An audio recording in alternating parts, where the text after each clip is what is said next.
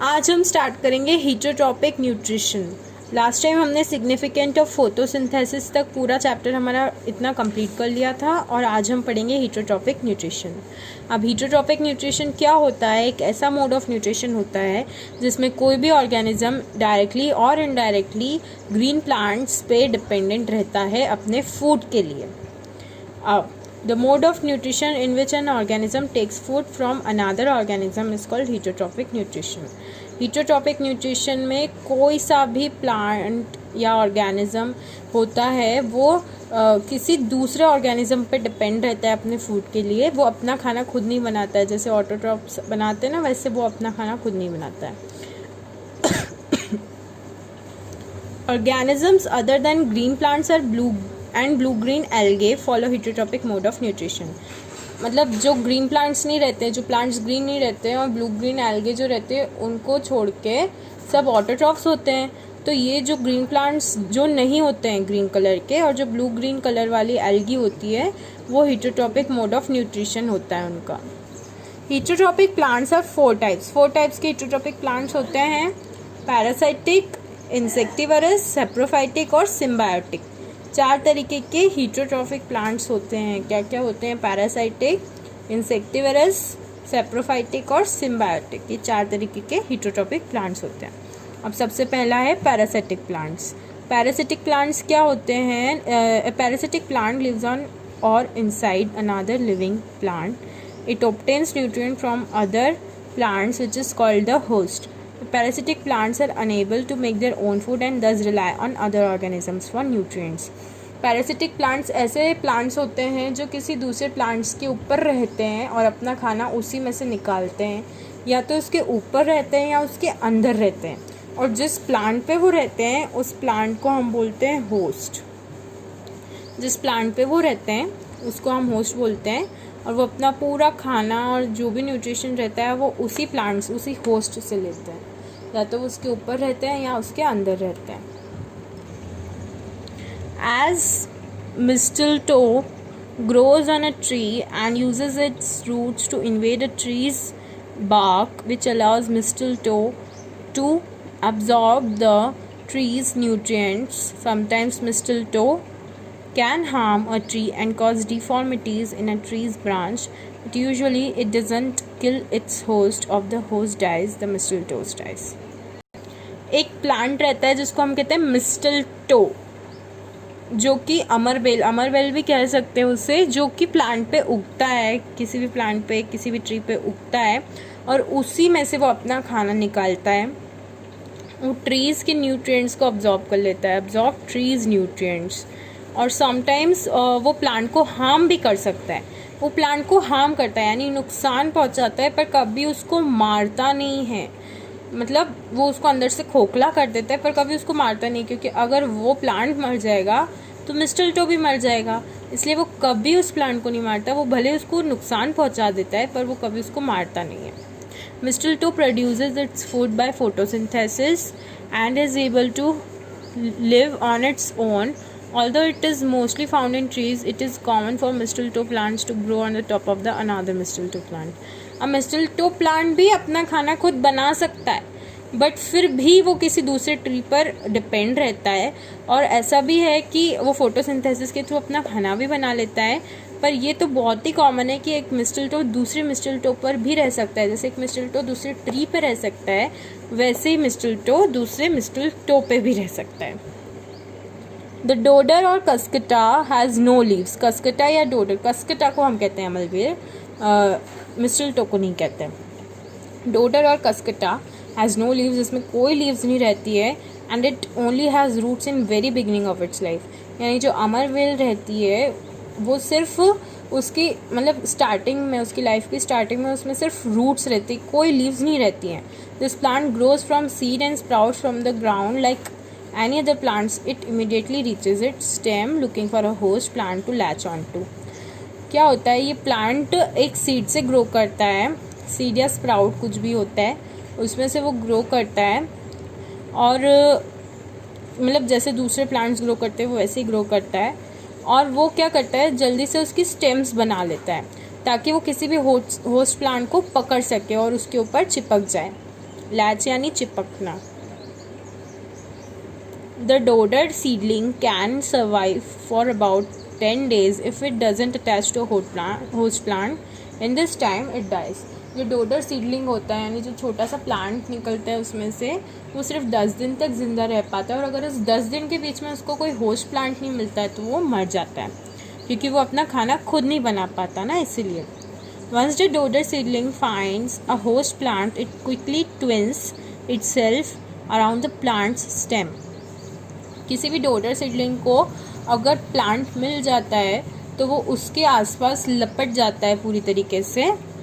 और dodder always twins अ counter clockwise direction, यानी वो ऐसे क्लॉकवाइज डायरेक्शन में उस प्लांट के ऊपर लिपटता है, मतलब ऐसे लिपटता है, जैसे घड़ी चलती है ना जिस दिशा में, उस दिशा में लिपटता है वो. और next dodder loses its connection to the ground. It totally depends on the host.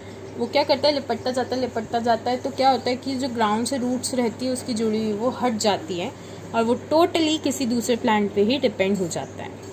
अब सैप्रोफाइटिक प्लांट्स क्या होते हैं? These are those plants which grow and live on the dead and decaying organic matter of animals and plants. अब हमने autotrophs में क्या पढ़ा था? स्कैवेंजर्स. और यहाँ पे जो सेप्रोफाइटिक प्लांट्स हैं वो क्या होते हैं? जो डेड और डिकेइंग ऑर्गेनिक मैटर रहता है ना, उसके ऊपर डिपेंड करते हैं प्लांट्स और एनिमल्स के. जैसे कुछ भी मर रहा है, सड़ रहा है, कोई एनिमल ही पड़ा है, उसके ऊपर ग्रो कर जाएंगे, या कोई सा भी प्लांट टूट के टहनी से गिर गया है उसके ऊपर ग्रो कर जाएंगे. तो ये ऐसे प्लांट्स को हम सेप्रोफाइटिक प्लांट्स कहते हैं. क्या करते हैं? डेड और डिकेइंग ऑर्गेनिक मैटर पे ही डेवलप होते हैं. Many bacteria and fungi have this mode of nutrition. मतलब जो बैक्टीरिया और फंगाई होते हैं ना, उनका ये होता है, यही मोड रहता है न्यूट्रिशन का, saprophytic mode. Saprophytes are of great economic importance because they convert complex organic substances of dead organisms to minerals. Souring of milk, formation of curd and vinegar are examples of activity of saprophytic bacteria. जो saprophytic bacteria होते हैं ना, वो बहुत beneficial रहते हैं, क्योंकि वो हमारी इन्वायरमेंट को भी क्लीन रखते हैं, और जो कि सड़ रहे गल रहे एनिमल्स होते हैं उनको वो पूरा डिकम्पोज करके एक मतलब बहुत हमारी इन्वायरमेंट के लिए बहुत बेनिफिशियल चीज़ बनाते हैं. मैन्योर कंपोस्ट वगैरह, या फिर कोई सा प्लांट है तो उसको भी तोड़ के डिकम्पोज करके वो बहुत अच्छी चीज़ बना देते हैं, मतलब यूज़फुल होता है वो हमारे लिए. बहुत मिनरल्स बनते हैं उनसे. अब सोरिंग ऑफ मिल्क, जो हमारा दूध खट्टा हो जाता है, कभी कभी आपने देखा होगा कि गर्मियों में जब हम दूध फ्रिज में नहीं रखते तो दूध बाहर से ऐसे खट्टा हो जाता है, फट जाता है. सोरिंग ऑफ मिल्क किसकी वजह से रहती है? इन्हीं बैक्टीरिया की वजह से. उसके बाद फॉर्मेशन ऑफ कर्ड. आपने देखा होगा हम थोड़ा सा दही का जामन डाल के जब दही जमाते तो पूरा दूध दही में कन्वर्ट हो जाता है. वो कैसे कन्वर्ट हो जाता है? उसमें भी यही सैप्रोफाइटिक फंगाई और बैक्टीरिया ही इन्वॉल्व होते हैं, इसकी वजह से दही बनता है. और विनेगर भी एक सब्सटेंस होता है जो भी मतलब किसी भी चीज़ को सड़ा के हम बनाते हैं विनेगर को. तो ये सेप्रोफाइटिक बैक्टीरिया का यूज़ किया जाता है उन सब चीज़ों में. Many fungi are saprophytic. Example, ये जो ईस्ट है ना, जो पिज़्ज़ा बर्गर और इन सब के ब्रेड डो में डलता है, वो ईस्ट होता है जिसकी वजह से वो फूल जाते हैं. म्यूकर भी होता है. पेनिसिलियम, एगैरिकस एक्सेट्रा, ये सारे सेप्रोफाइटिक फंगाई होते हैं. Fungi growing on wet bread, leather goods and wood are example of saprophytes. जो वेट ब्रेड, कभी आप ब्रेड रख दीजिए या रोटी रख दीजिए गीली करके, उसके ऊपर आप कर सकते हैं एक्टिविटी अपने घर में कि एक रोटी को लेना, मतलब अगर बच गई हो खाने के बाद में तो उसको लेकर उसमें थोड़ा पानी छिड़क कर उसको एक प्लेट में रख दीजिएगा. फिर आप देखना सुबह तक उस पर ऐसी बैक्टीरिया ग्रो कर जाएगी, फंगाई ग्रो कर जाती ग्रीन कलर की. लेदर गुड्स, जो लेदर के मटेरियल रहते हैं उस पर भी ये ग्रो करता है, और जो वुड यानी जो लकड़ी रहती है उस पर भी ग्रो करता है. अब इंसेक्टिवायरस प्लांट्स क्या होते हैं? ये इंसेक्ट्स को खाते हैं. It is hard to believe but there are actually plants that eat meat.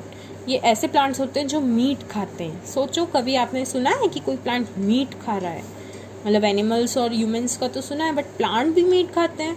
ये थोड़ा इंटरेस्टिंग रहता है. What's even more incredible is that these carnivorous plants actually trap their prey, which are live animals, actually insects. ये जो plants रहते हैं ना, ये अपना प्रे यानी जो अपना शिकार रहता है वो किसको बनाते हैं, इंसेक्ट्स को। लाइक जो लिविंग जो रहते हैं ना, जीते हुए, उनको खाते हैं ये। Such plants are called insectivorous plants, और ऐसे ही प्लांट्स को हम इंसेक्टिवरस प्लांट बोलते हैं। सम इंसेक्टिवरस प्लांट आर यूट्रिकुलारिया नाम का एक प्लांट रहता है, और दो सबसे फेमस प्लांट है, एक तो वीनस फ्लाई ट्रैप और एक पिक्चर प्लांट। ये दोनों ऐसे प्लांट रहते हैं जो बहुत मतलब जो सभी को पता रहता है, ये हर चीज़ में हमें दिखता है। ड्रॉसेरा करके भी एक प्लांट रहता है जो इंसेक्टिवरस होता है। These plants are usually green so they can make their own food.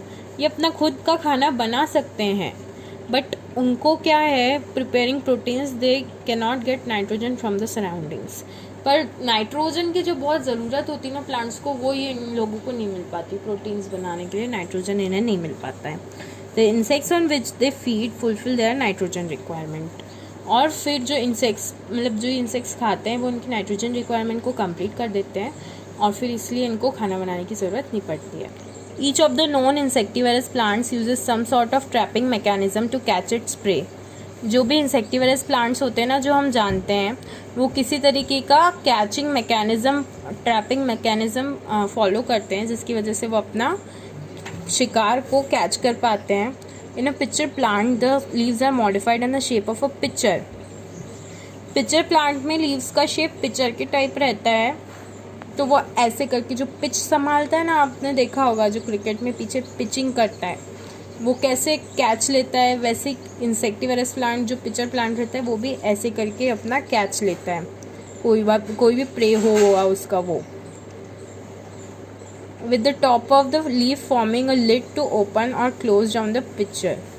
मतलब वो पिक्चर को ओपन या क्लोज करने के लिए एक ऐसा पिक्चर प्लांट रहता है, उसकी लीव्स ऐसी रहती है। Inside the picture there are hair which are directed downwards। मतलब पिक्चर के अंदर हेयर रहते हैं जो नीचे की तरफ डायरेक्टेड रहते हैं। When an insect sits on the picture the lid closes to trap the insect। मतलब उस पिक्चर पे जब कोई इंसेक्ट एक पौधा समझ के उसको बैठता है तो वो पूरा उसको ट्रैप कर लेता है और उसको अंदर ले जाता है। It gets entangled in the hair of the picture and is also killed by the digestive juices secreted inside the picture। मतलब वो क्या होता है, उसमें उलझ जाता है, उसके अंदर जो बाल होते हैं ना नीचे की तरफ जो पिक्चर के अंदर, उसमें वो उलझ जाता है और उसके अंदर जो डाइजेस्टिव जूसेस रहते हैं उससे वो मर जाता है, और इस तरीके से पिक्चर प्लांट अपना न्यूट्रिशन निकाल लेता है। अब सिम्बायोटिक प्लांट्स क्या होते हैं? There are certain plants which live in association with other species and share their food resources.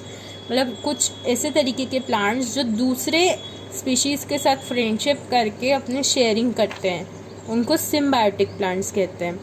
These plants are called symbiotic plants. Both plants are thus mutually benefited from each other. इसकी वजह से दोनों जो plants friendship में हैं उन दोनों को बेनिफिट होता है, फ़ायदा होता है एक दूसरे से। This kind of interaction in which organism live together or close to each other and help each other in some way is called symbiosis. और इस प्रोसेस को हम क्या कहते हैं? सिम्बायोसिस। क्या होती है सिम्बायोसिस? जिसमें कोई से भी दो ऑर्गेनिजम्स एक दूसरे के साथ फ्रेंडशिप करते और उसको आपस में चीज़ों की शेयरिंग करके और दोनों को बेनिफिट होता है, और इस प्रोसेस को सिम्बायोसिस कहते हैं। और it is also called symbiotic relationship. इसे सिम्बायोटिक रिलेशनशिप भी कहा जाता है। A good example of symbiotic relationship is a lichen. एक लिचन को हम सिम्बायोटिक रिलेशनशिप का अच्छा एग्जाम्पल कह सकते हैं। Lichen is actually composed of two distinct organism. Lichen किन किन से बनता है? Algae and fungus. फंगस और एल्गे की फ्रेंडशिप से लिचन बनता है। लिविंग एंड वर्किंग टुगेदर, ये दोनों मिलके एक साथ काम करते हैं। कौन कौन? एल्गे और फंगस। ये चीज़ आप बिल्कुल अंडरलाइन करके रख लीजिए। जो एल्गे है और फंगस है उससे बनता है lichen. The algae contains chlorophyll and makes there own food. जो एल्गे रहती है उसमें क्लोरोफिल होता है, वो अपना खाना खुद बनाती है। और on the other hand fungus provide shelter दे देता है फंगस, उसको वाटर दे देता है और मिनरल्स दे देता है एल्गे को। तो एल्गे फूड दे देती है फंगस को, यानी वो उसको रहने की जगह देता है फंगस, और एल्गे उसको खाने को देती है। तो ऐसे दोनों का काम हो जाता है।